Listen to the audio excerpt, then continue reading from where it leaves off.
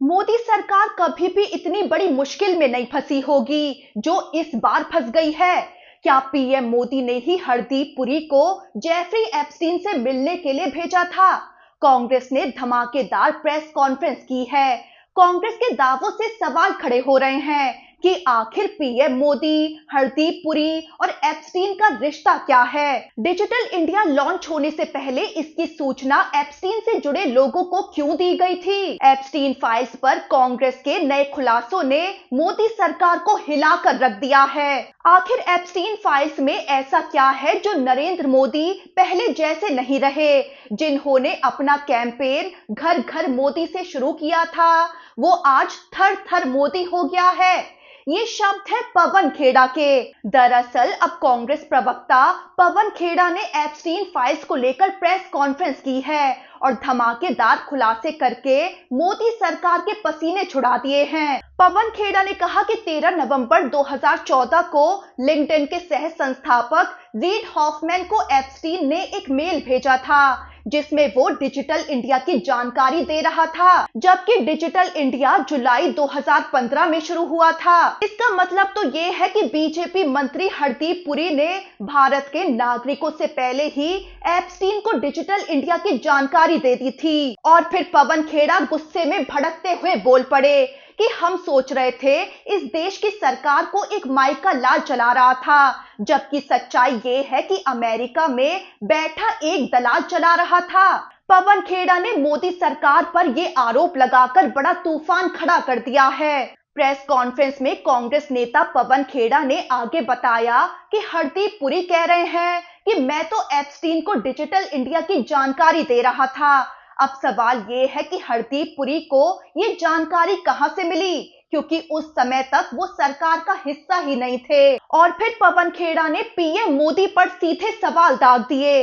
वो बोले कि प्रधानमंत्री नरेंद्र मोदी बताएं, आप हरदीप पुरी के जरिए देश की जानकारी किसे और क्यों दिलवा रहे थे। उन्होंने सवाल दागा कि आखिर मोदी जी, हरदीप पुरी और एप्स्टीन का क्या रिश्ता है। वहीं पवन खेड़ा ने हरदीप पुरी के झूठ की भी पोल खोल दी है। पवन खेड़ा ने कहा कि केंद्रीय मंत्री हरदीप पुरी सिर्फ रीड हॉफमैन से ईमेल की बातें बता रहे हैं और बाकी सब छिपाना चाहते हैं। हरदीप पुरी सिर्फ झूठ बोल रहे हैं कि मेरी एप्स्टीन से बात ही नहीं होती थी। पवन खेड़ा ने साफ कहा कि सच्चाई ये है कि हरदीप पुरी एप्स्टीन के साथ कॉफी पीने जाते थे, हैव फन जैसे शब्द लिखते थे, यानी हरदीप पुरी सब कुछ जानते थे। पवन खेड़ा ने गंभीर दावा कर दिया कि बलात्कारियों को पैरोल दिलवा कर मालाएं पहनना, उन्हें एमपी एमएलए बनाना बीजेपी की पुरानी आदत रही है। वहीं हरदीप सिंह पुरी ने एक इंटरव्यू में कहा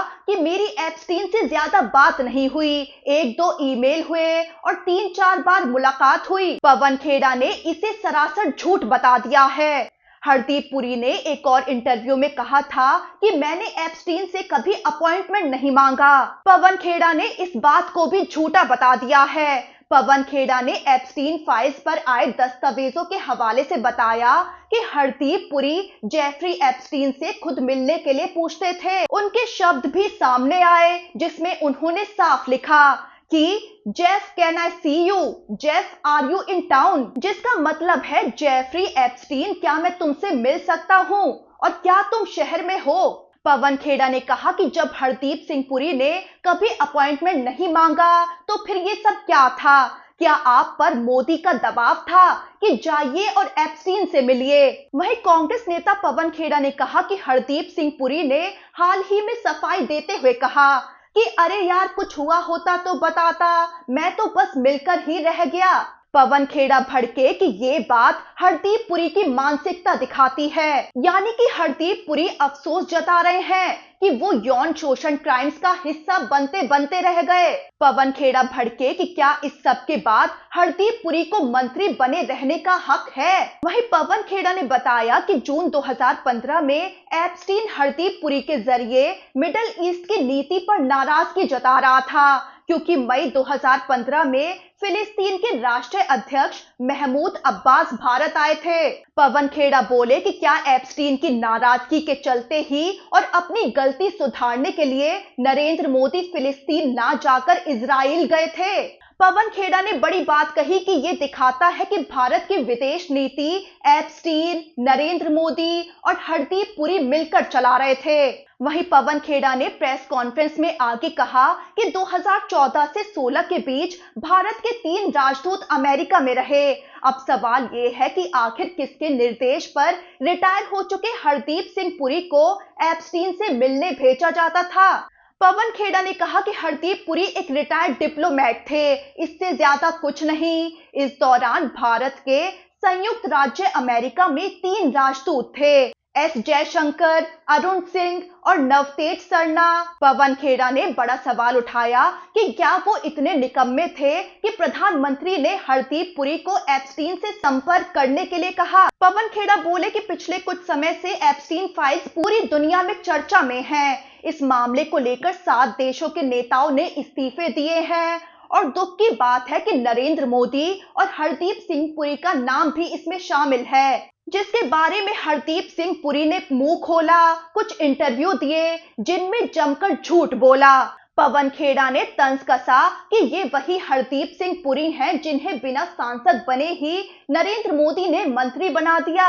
वहीं हरदीप सिंह पुरी ने इंटरव्यू में कहा कि जब वो पहली बार एप्स्टीन से मिलने जा रहे थे तो उन्हें पता ही नहीं था कि वो कहां जा रहे हैं, क्योंकि उन्हें कहा गया था कि ड्राइवर उन्हें छोड़ देगा। इस पर पवन खेड़ा बरसे कि ये इतना शर्मनाक है कि ऐसी बात एक फॉरेन सर्विस का अधिकारी कह रहा है जो कि अमेरिका में एम्बेसडर था। पवन खेड़ा भड़के कि ये सब जब हुआ तो क्या हरदीप सिंह पुरी बच्चे थे। वहीं आपको बता दें कि संसद सत्र के आज आखिरी दिन बीजेपी मंत्री हरदीप पुरी के खिलाफ विपक्ष ने जोरदार प्रदर्शन किया। ऐसे में प्रियंका गांधी तक ने हरदीप पुरी को इस्तीफा देने की राय दे डाली। प्रियंका गांधी बोली कि मेरी राय में उन्हें इस्तीफा दे देना चाहिए।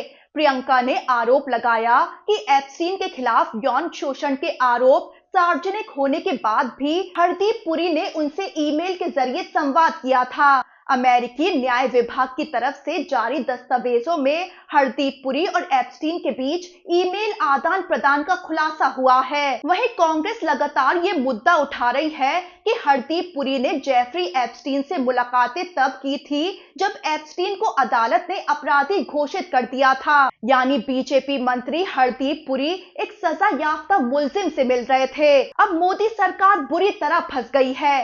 कहा जा रहा है कि हरदीप पुरी का मंत्री पद खतरे में है। पीएम मोदी जल्द ही उनसे पीछा छुड़ा सकते हैं।